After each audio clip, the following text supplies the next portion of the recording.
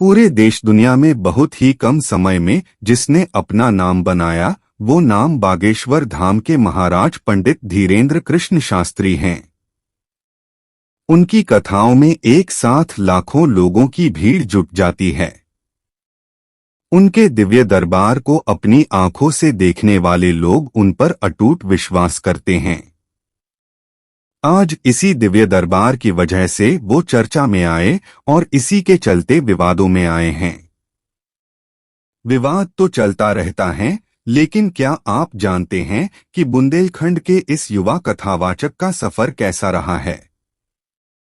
अगर नहीं तो चलिए शुरू करते हैं। कौन है धीरेंद्र कृष्ण शास्त्री?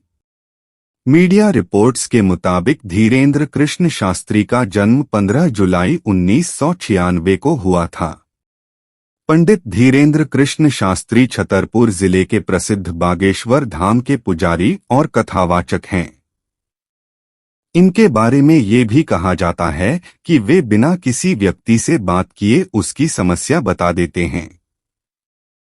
हर मंगलवार को छतरपुर जिले के गड़ा गांव में धीरेंद्र कृष्ण शास्त्री का दरबार लगाता है, जहां देश के विभिन्न राज्यों से लोग अपनी समस्याएं लेकर पहुंचते हैं।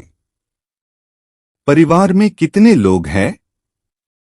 धीरेंद्र महाराज के परिवार में एक छोटा भाई और एक बहन है।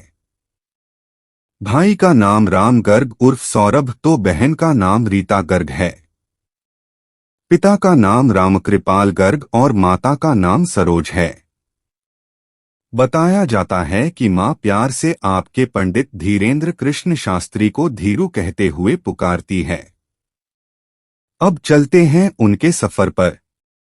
पंडित धीरेंद्र गर्ग अभी जितने हठीले लगते हैं उससे ज्यादा बचपन में रहे हैं। उनकी शिक्षा गांव से ही हुई थी।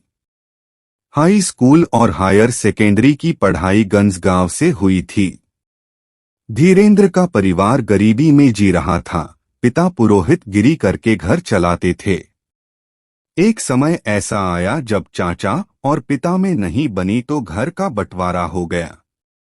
बंटवारा होने के बाद परिवार की स्थिति काफी खराब हो गई।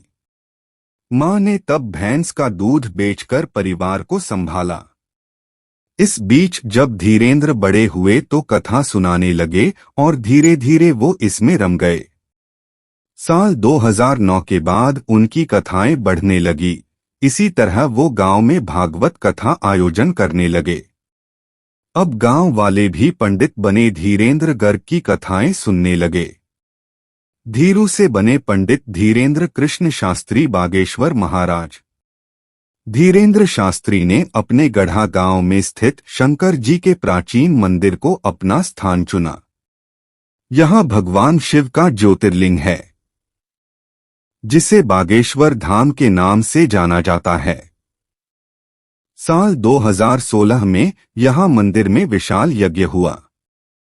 तब यहां पर बालाजी महाराज की मूर्ति स्थापित की गई। तभी से इस स्थान को बागेश्वर धाम के नाम से जाना जाने लगा। दादाजी की समाधि भी पास में।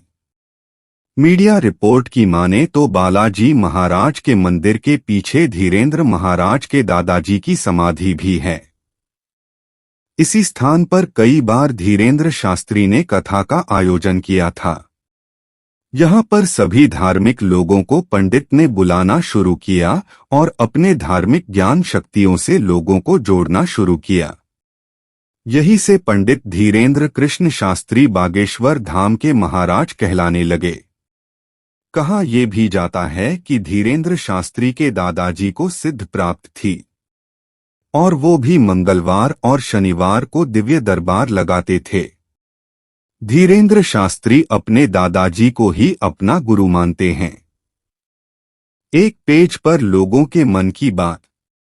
अब बात करते हैं दिव्य दरबार की। दरअसल इस दिव्य दरबार की वजह से ही धीरेंद्र शास्त्री फेमस हुए हैं।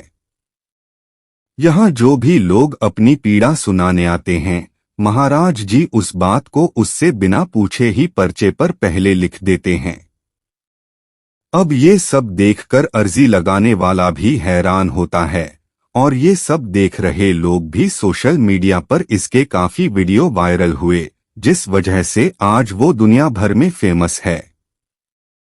आपको बता दें कि पंडित धीरेंद्र को 14 जून 2022 को लंदन की संसद में 3 award Sant Shiromani, world book of London और वर्ल्ड बुक ऑफ यूरोप से सम्मानित किया गया था। ये सम्मान उन्हें सामाजिक और धार्मिक परोपकारी कामों को लेकर मिला था। ब्रिटेन की संसद में उनके सम्मान समारोह में जय श्री राम के नारे भी लगे थे। रामकथा में बोलने लगे बुलडोजर खरीदना है। यह पहली बार था जब धीरेंद्र शास्त्री पहली बार किसी विवाद में आए थे। दरअसल साल 2022 में पत्थरबाजी की घटना को लेकर उन्होंने हिंदुओं से अपील करते हुए कहा था कि अगर तुम अभी नहीं जागे तो ये तुम्हें अपने गांव में भी भोगना पड़ेगा। इसलिए सभी एक हो जाओ और पत्थर फेंकने वालों के घर पर बुलडोजर चलवा दो। कुछ दिन बाद मैं भी बुलडोजर खरीदने वाला हूं। अभी हमारे पास पैसा नहीं है। जो राम के काज पर, संतों और भारतीय सनातनी हिंदुओं पर पत्थर चलाएगा और उसके घर बुलडोजर चलाएंगे।